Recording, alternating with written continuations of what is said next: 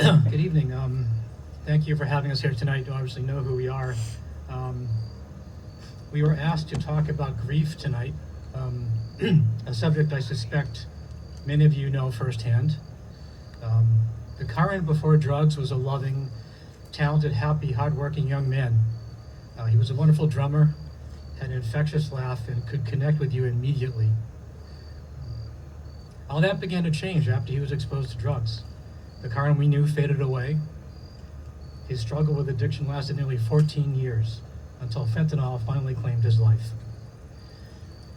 Losing a loved one is challenging for anyone. I know many of you know that. For us, losing our only child was devastating. But be it a parent, spouse, partner, sibling, friend, child, their death creates a hole in your heart that does not fill with time. Our loved ones are gone. They never again feel the joy, the humor, the goodness of our world. We can't text them, we can't call them, can't hug them. That special person we knew and loved is no longer here with us in this world. And so we're left with questions, memories, photos, and grief. If you believe in God as we do, our loved ones now exist beyond our reality, and so they no longer feel pain, sorrow, or the agony of life. Nothing that they experienced while using substances is bothering them any longer, and so we take solace in that, knowing that they're now in a better place, beyond our concern. And even if this world treated them harshly, they now feel the joy and wonder of that new experience. Grief is a really interesting concept. It expands many, many aspects of our lives, and it's very personal. For us, losing a child was, of course, among the worst things that could have ever happened. It's not natural for children to bury their parents. Parents bury their children. And the raw pain that we felt after we heard he died of a fentanyl overdose was just beyond comprehension. Nothing prepared us for that. It eclipsed everything we had ever felt before and thrust us into a world we couldn't imagine. We withdrew. We hid ourselves from family, friends, work, life in general. It was a dark abyss. And it covered every aspect of our lives for months to come. Even today, even just driving down here today, there isn't an hour that goes by where Curran doesn't enter our minds somehow. It could be a sight, a sound, a breeze, the colors we see, the towns we drive in. So many things trigger thoughts of him. That hole he left behind is always there. It heals, but it doesn't ever fill. However, Curran's death wasn't really our first brush with grief.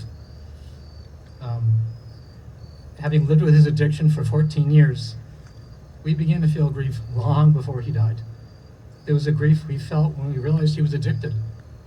There was immense pain watching him suffer the effects of drugs that would one day take his life. There was grief in watching his potential slip away. We watched him go from someone who was happy, smart, loving, and energetic into somebody that he lost control over his life. He lost his family, his friends, his job, all his money. And we watched him become sicker, and we watched his ability to recover get harder. There was grief watching the impact on our family. Over time, the family members stopped asking about him.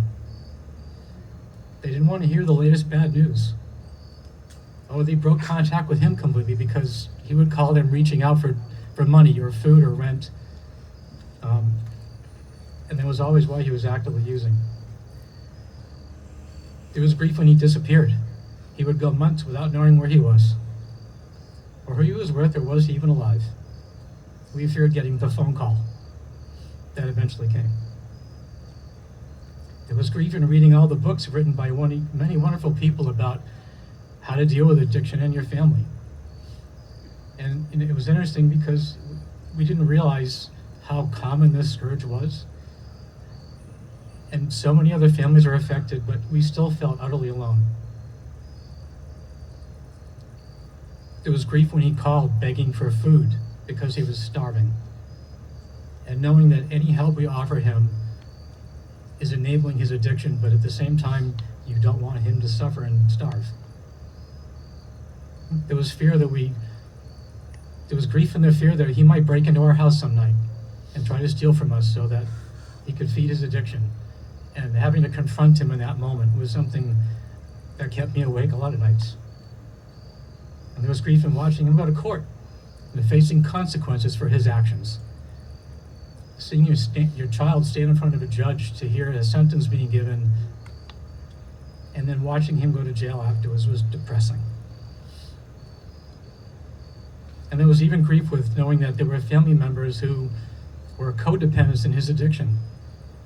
Instead of taking the advice from the experts who knew what we needed to do, they would make excuses and they would enable him, and they would shun effective treatment. There was grief.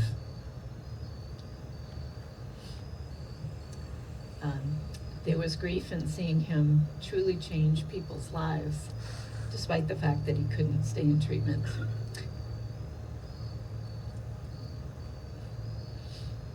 At various times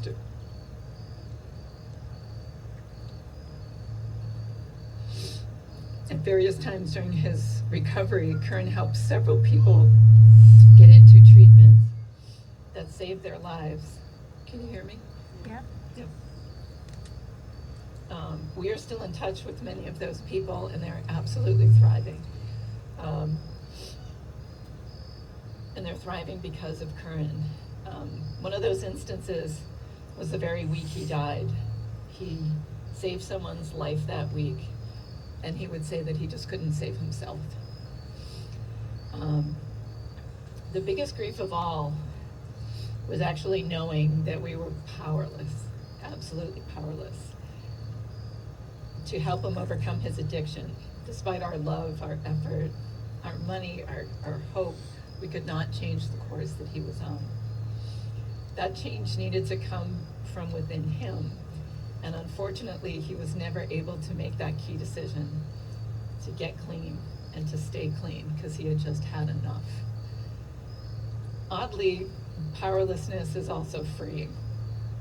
After Curran died and during the absolute depths of our grief, when we were seeking God's support, it came to us that our powerlessness in a way was a blessing.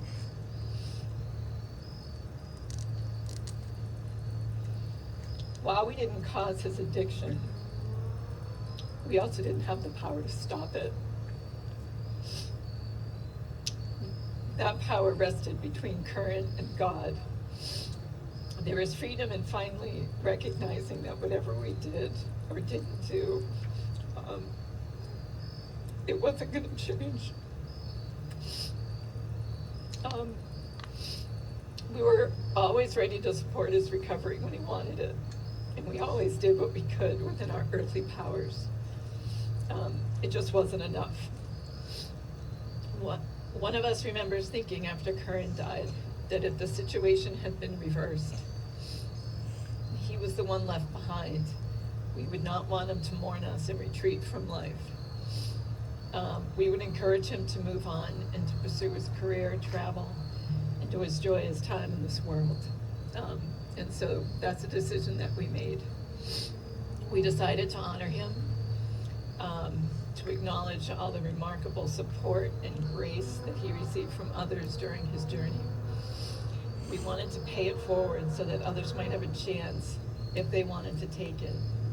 So a year after he died, we started the Curran J. Tierney Foundation, called Curran's Calling. We just turned 2 in June, and we have helped more than 130 people access sober living.